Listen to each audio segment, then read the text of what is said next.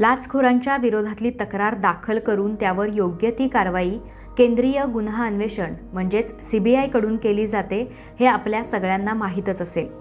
देशभरात लाचलुचपत आणि भ्रष्टाचाराच्या रोजच्या अनेक तक्रारी दाखल केल्या जातात। योग्य ती कारवाई करून लाचखोरांच्या मुसक्या देखील आवळल्या जातात। पण गेली 5 वर्ष गोव्यात कोणतीच तक्रार दाखल झाली नसल्याचं समोर आलंय। या 5 वर्षात भ्रष्टाचाराच्या तक्रारी दाखल झाल्या नाहीत म्हणजे भ्रष्टाचार होत नाही का की आणखी काही असा मोठा प्रश्न आता समोर उभा आहे। सध्या राज्यात दक्षता सप्ताह सुरू आहे। तसंच भ्रष्टाचार विरोधात जनजागृती संदर्भात कार्यक्रम सुरू आहेत। त्या पार्श्वभूमीवर CBIनं पत्रकार परिषद घेतली। यामध्ये भ्रष्ट केंद्रीय सरकारी कर्मचाऱ्यांविरुद्ध माहिती द्यावी किंवा तक्रार दाखल करण्याची गरज असल्याचं सांगितलं। मात्र तसं घडत नसून लोक तक्रार दाखल करण्यास पुढे येत नसल्याचं समोर आलंय। पैसे देऊन काम होत असेल तर भ्रष्ट अधिकाऱ्यांविरुद्ध तक्रारी देऊन काय साध्य होणार असा विचार लोक करत असल्यानं तक्रारी येण्याच्या संख्या सध्या खूपच कमी होत आहेत, अशी माहिती गोव्यातील भ्रष्टाचार विरोधी विभागाचे अधीक्षक आशिष कुमार यांनी दिली आहे। Public is not taking any initiative and we are not receiving complaints from public regarding demand of bribery or any other corrupt activity. They should come forward and I assure them that their complaint will be attended promptly and that will be taken to logical conclusion. How many bribery cases have been registered? Bribery cases have This year not a single case. and last 5 years? Last 5 years only one case.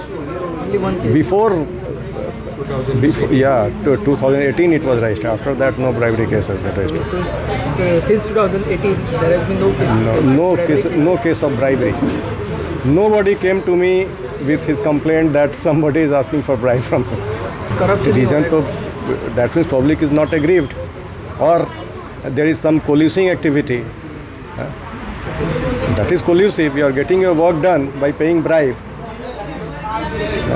And you find it easier to pay bribe than to come to CBI but that is just polluting your society. लाचखोरांच्या विरोधात येणाऱ्या तक्रारींचं प्रमाण मागच्या 5 वर्षात पूर्णतः घटलंय। हुशार झालेले लाचखोर आता लाच मागण्यासाठी आणि ती स्वीकारण्यासाठी वेगवेगळे हातखंडे वापरत आहेत। लाच घेणारा आणि देणारा दोघेही गुन्हेगार असतात। मात्र आता केवळ लाच मागितल्याची तक्रार दिली तरी आपल्यावरच गुन्हा दाखल होईल असा गैरसमज नागरिकांमध्ये झालेला पाहायला मिळतो। तसंच आपलं काम होत असेल तर कशाला हा विचार करून तक्रार न करता लोक एक प्रकारे गुन्हा करतायत। सापळा रचून कारवाई करणं आणि लाचखोरांना रंगेहात पकडणं तसंच ठोस पुरावे जमा करणं अशी कारवाई CBI करत असतं। पण अलीकडे तक्रारी नसल्यामुळं सापळा रचण्याचा प्रसंगच आला नसल्याचं आशिष कुमार यांनी सांगितलंय। याआधी 2018 मध्ये एक सरकारी अधिकाऱ्याला अशा प्रकारे पकडण्यात आलं। त्यानंतर असं प्रकरण समोर न आल्यामुळं कोणतीच कारवाई करता येत नसल्यानं त्यांनी सांगितलंय। आजकाल कर्ज देण्यासाठी लाच मागण्याचे प्रकार होतात, पण खुद्द पीडितच सहकार्य करत नसल्यानं नाईलाज होतो। तसंच पीडितांनी तक्रार न करता माहिती जरी पुरवली तरी सापळा रचून आम्ही लाचखोरांना जेरबंद करू असं अधीक्षक आशिष कुमार यांनी सांगितलंय। गोवा राज्यात गोवा शिपयार्ड, मुरगाव बंदर, CPWD, राष्ट्रीयकृत बँका अशी अनेक कार्यालय आहेत। एखाद्या कामासाठी या खात्यांच्या अधिकाऱ्याकडून काम पूर्ण करण्यासाठी लाच मागितली तरी काही जण मूकपणे देतात। लोकांनी तसं न करता या अधिकाऱ्यांचा पर्दाफाश करण्यासाठी CBIला मदत करण्याची आवश्यकता आहे। आत्तापर्यंत CBIच्या 80 प्रकरणांवरचे खटले न्यायालयात आहेत, पण 8 प्रकरणांचा सध्या तपास सुरू आहे। यावर्षी 2 राष्ट्रीयकृत बँकांमधील गैरव्यवहार प्रकरणासह 3 तक्रारी दाखल करण्यात आल्या। CBI गोवानं 2018 साली लाच प्रकरणी गुन्हा नोंद केला होता। तेव्हापासून ते आजपर्यंत केंद्रीय कर्मचाऱ्यांकडून लाच मागितल्याची एकही तक्रार किंवा माहिती देण्यास कोणी पुढे आलेला नाही।